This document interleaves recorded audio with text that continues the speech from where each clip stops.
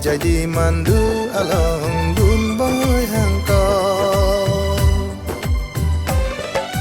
kita bulan cumi yang samiar juga sini pikok cing tang lep si ma cho ten si tang bom tang abulan jume ang tu klong klong nang theng klong ni thari polum ta binong ri jadi mandu along dun boy hang ko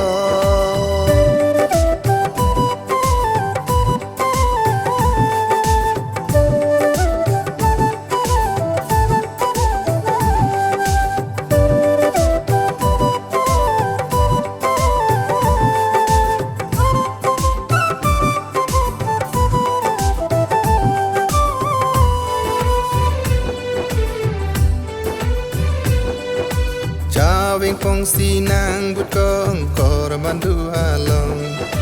ka thiri jai di som klong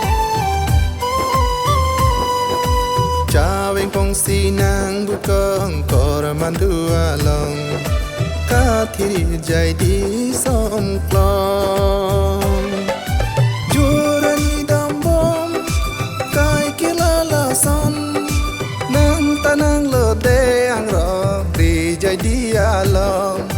nang tanang lo de ang ro ri jadi along klong klong nang theng klong ni thari polum ta binong ri jadi mandu along dun boy hang ko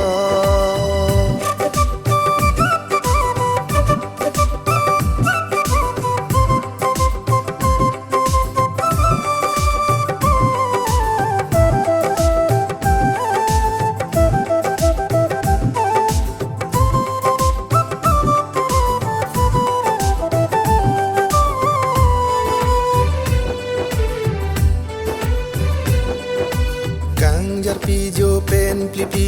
nat patelang ji injar hamalong ari kang jar pijo pen pipi nat patelang ji injar hamalong ari tari pulum tabilang sing arong klarabo den pe nang rong bir ta chi en bo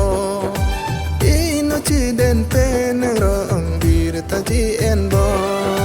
klong klong nang theng klong ni thari polum ta binang ri jadi mandu along dun boy hang ko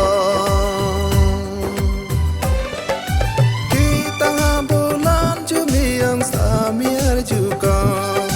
sini pikok cing tang lep si ma cho ten si tang bom tang abulan jume ang tu klong klong nang theng klong ni thari polum ta binong ri jadi mandu along dun boy hang ko ri jadi mandu along dun boy hang ko jadi mandu along